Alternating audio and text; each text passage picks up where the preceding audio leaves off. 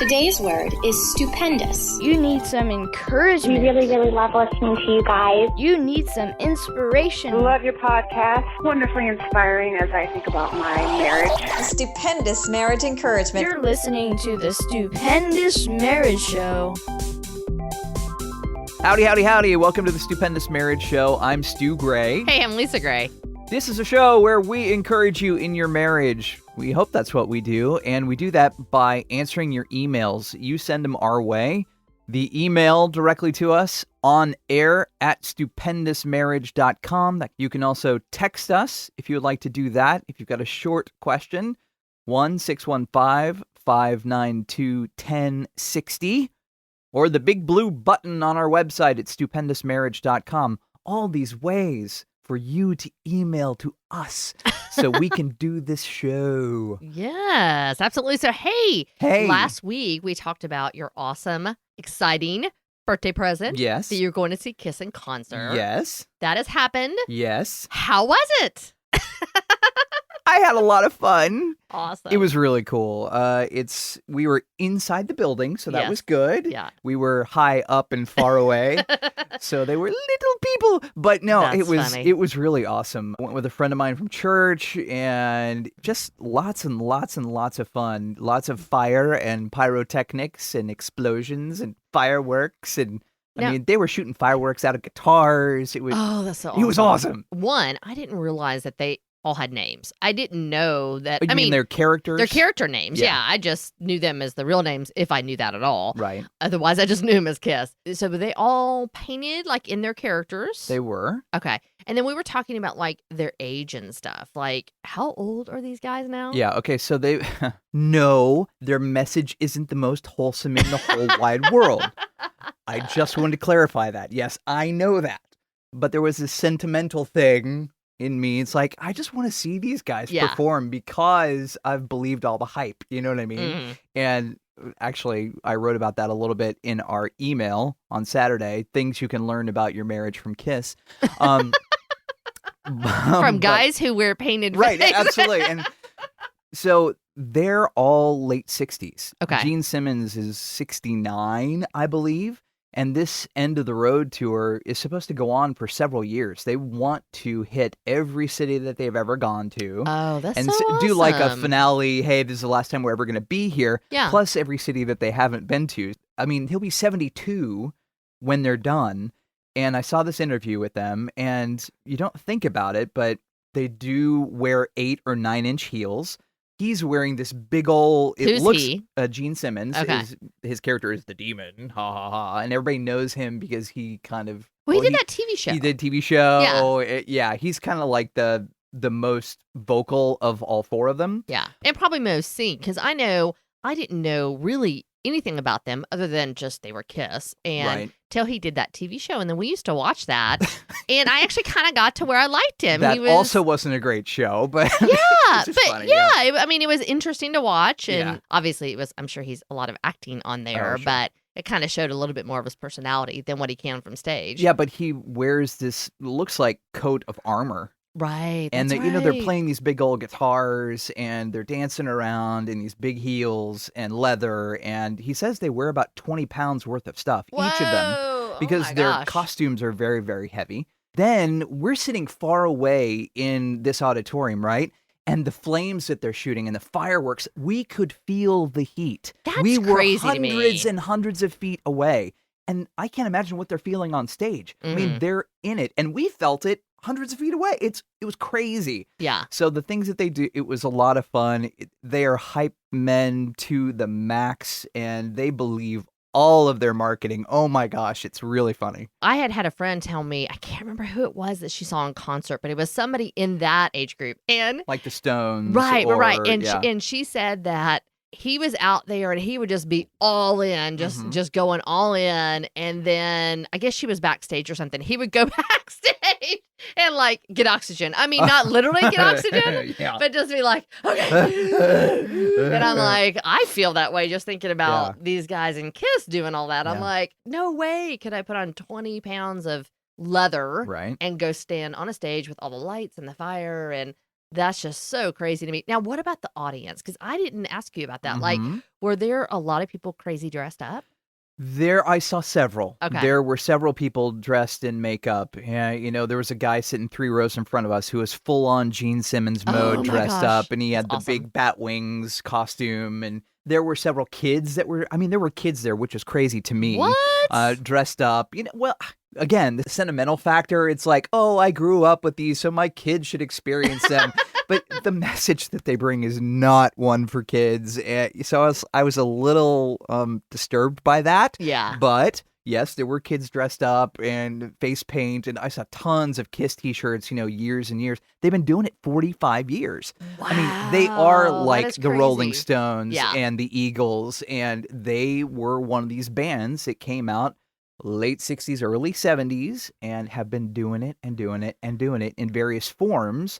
It's not the original 4 guys. Right. We knew that. Yeah, we talked about that the other day. Yeah. Which is cool still, though, that they're able to do it even with 2 of the original. But Sure. every time I meet somebody or interact with somebody who has a legacy, and I don't mean just like the public view legacy, but a legacy is something. Like I sold a house last year that they built the year before I was born. That couple lived there, raised their kids there, grandkids there, you know what I mean? And then I got to sell it for them after she had passed away, and now he's in assisted living. And I just looked at that house and thought, what the legacy of this building? And like for me, I would not in a million years want to be famous like that, like Kiss is. And I don't really care about the fame piece, but one day I hope to look back and go, wow, there was a legacy. There was something where I made a footprint on the world. I impacted people. You know what I mean? So it's funny to think that a Kiss concert would make me think about that. Not to tie it back to marriage, because that's what the show is about, but let's tie it back to marriage. I mean, generation to generation to generation. The Bible says that before Jesus returns, he'll turn the hearts of the fathers to the sons and the sons to the fathers. He says that in Malachi. So it's generational. You're Right. talking about legacy. What impact can your marriage have on your kids, on your Absolutely. grandkids, on the community around you, on your neighbors, on your city? So that generational piece, passing something on, maybe not the Kiss message, but still Yeah. passing something on. You've got something of value that you can pass on wherever your marriage is or your relationship is. We've got our email coming up. We're glad you're here. Let's get to the email. Hey, Stu and Lisa. I met my husband about 4 years ago. He's an attractive guy, and I liked that about him, but it wasn't really a love at first sight situation. We kind of just stayed together because I liked him and had fun. Even throughout our dating and engagement, I questioned my feelings, but I did stay with him. He proposed to me, and since the relationship was good, I said yes. We got married, but I still have my doubts. I think I married him for the wrong reasons. He does have a good job, he's a good-looking man, pleasant, kind to me, etc. One day a couple weeks back, I realized I don't think I can do it anymore. I've tried to love him the way that I should, but I'm tired of doing this. I am wasting my life, and I don't want to feel like this. I can't stand being around him. Feels like he's my sibling or a really good friend, and the thought of sex with him almost makes me sick. I realized I made a huge mistake. Divorce doesn't seem like an option. I don't believe in it. I need some sort of help or insight that the relationship can get better. Can my feelings change for him? I didn't have strong feelings for him at first, but I did decide to marry the guy. I don't feel like I can talk to anyone about this, so your thoughts would help. Thanks. Yes, it can change. Yep. I think so many times life is seasonal, and there are seasons where you start to doubt things. The love at first sight thing is not real. I didn't fall in love with you the first minute I saw you. It wasn't that at all. In fact, our love was kind of founded on being friends. Yep. Being friends, liking each other as people, respecting each other as people. And I feel like, and I'm a little biased, but I feel like that type of love, that type of relationship is going to be so much stronger and last so much longer than one that is a quote unquote falling in love at first sight. My old boss, Dawson McAllister, used to say, you don't fall in love, you fall in ditches. I forgot that. That's so funny. And he would go to that every time somebody would talk about their feelings and falling in love. And I get it. Yeah. Your feelings come and go. Your feelings are signposts. They are not the way you do life or change your life because your feelings, I mean, I can have 15 or 20 emotions almost at the same time, or it feels like they're at the same time. Obviously, you can't process all at the same time, but I can be angry, sad, happy within seconds, if not almost on top of one another. I can be embarrassed and falling over myself, skin my knee, and I could be hurting. That's a feeling. I can be laughing at myself because how stupid am I for tripping over my feet? I can be embarrassed because who saw me? All these feelings happen like right there in a matter of seconds. Yeah. Are any of them worth anything? In 5 years from now, I'm not going to remember that one moment where I tripped over myself and I was embarrassed and laughing, and all of those pieces right there together. So you said you had a good friendship. You said you were attracted to him in the beginning. What can you do? Because you made this commitment, and marriage is a commitment, and it is an intimate friendship that you guys have. So what can you do to rekindle the love that you had regardless of the feelings? Yeah, I remember years ago we went to a Gary Smalley conference, and one of the best stories that he told was he was talking about him and his wife got in an argument, and it got super heated, and they ended up kind of like, hey, let's agree to disagree right now, and walked away. And he went to his office and sat down. His son actually followed after him to make sure that he was okay. And he found him sitting at his desk reading this list. And he asked his dad, what are you doing? And he proceeded to say, this is a list that I made years ago of the things I love about your mother, the things that attracted me to her, the things that made me think of her and see her as my wife and think of her differently. And instead of focusing on this immediate, what's happening right now in the moment situation, I'm trying to get my mind to be wrapped around the fact that, oh, wait, yes, I may be annoyed right now. I may be frustrated, angry, whatever the word is. But this is how what I really think and what I really feel about this woman. And sure enough, he said, as soon as his dad was able to have a little bit of time to kind of readjust his brain, he was able to go have a productive conversation with his wife and be able to resolve the problem. And so I would encourage you to do that same thing. Sit down. There were things that when you guys were dating that you really liked about him, and you think he's attractive. You think that he's very nice and very kind.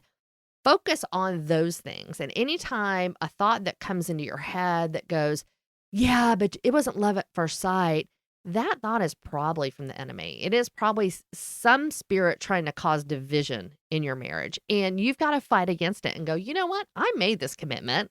I am not walking away. And I'm going to trust that my love for him is just going to continue to grow instead of go away. You said you're tired of doing this, you feel like you're wasting your life and don't want to feel like this. To me, that sounds in the codependent realm, where you are relying on this other person to give you the feelings of worth and goodness and whatever you need. You're wanting him to fill your emotional and spiritual bucket that he cannot do. You're wanting him to provide all of those things for you. So that means you've got to go back to working on yourself and figuring out how to fill some of those buckets that you're trying to want him to fill. So how can you build worth for yourself? Do you need to go find a job and give yourself to a bigger mission, something other than just being a wife? I don't know if you're working. You didn't mention that in your email. Yeah, exactly. I mean, what is she doing with her time? It's what she's focusing on. Right. And so many times, I think as women especially, we are sold in our society this happily ever after and what it's supposed to look like. And if it doesn't look like a husband, 2.3 kids, a dog, a white picket fence, then we're not happy. And that is so wrong. That is not what life is really like at all. I have so many friends that are single. They would be more than happy to take your husband. And I don't mean like literally take your husband, right. But Joyce Meyer always says that. Like, if you're complaining about your husband or complaining about your job, like, fine, because there's lots of people who are waiting in line who would love to have it. So again, thinking about and appreciating the positives and really trying to grow the positives and have a mind shift for yourself, I think is the best thing that you can do. And just like accept the fact that you have made this commitment. Love is a choice. It's a decision. It's not a feeling. We would love to know how this turns out for you. And hopefully your feelings can change. And I know they will change if you change your focus for sure and keep working on yourself and just loving your husband the way that you have previously, enjoying him, spending time with him. Don't focus on the sex piece. Right, yeah. But enjoy your time with him and ease off on the, I made a mistake and my life isn't worth anything. Start working on yourself and start thinking of ways to make your life more not unattached to him, but unattached to the things that he provides that you think should fill all of your emotional and spiritual buckets. He does not complete you. That stupid movie, Jerry Maguire. We do not complete each other. That's not what marriage is about. We'd love to answer your question about marriage. On air at stupendousmarriage.com is our email. Or you can go to the website and push the big blue button. Stupendousmarriage.com. Thanks so much for hanging out with us, and we will talk to you next time. See ya. Yeah. Like the show? Like the show. Yeehaw. Share the podcast. Tell another couple. Hold on. Hold up. This is how I normally talk. Really? Right. Of course, honey. You're always right about stuff. Ooh, I have that recorded. It's recorded. That makes me happy. That was just a pretend statement, ladies and gentlemen. It's recorded. It's right there. I'm going to keep that, and I will start using it in the show. Hey, you should make it my ringtone. You were always right. You should seriously make it my ringtone. That would be hilarious. That would be very funny. Oh, my God. Okay, let's start over. Yeah. Like the show? Like the show. Share the podcast. Tell your married friends.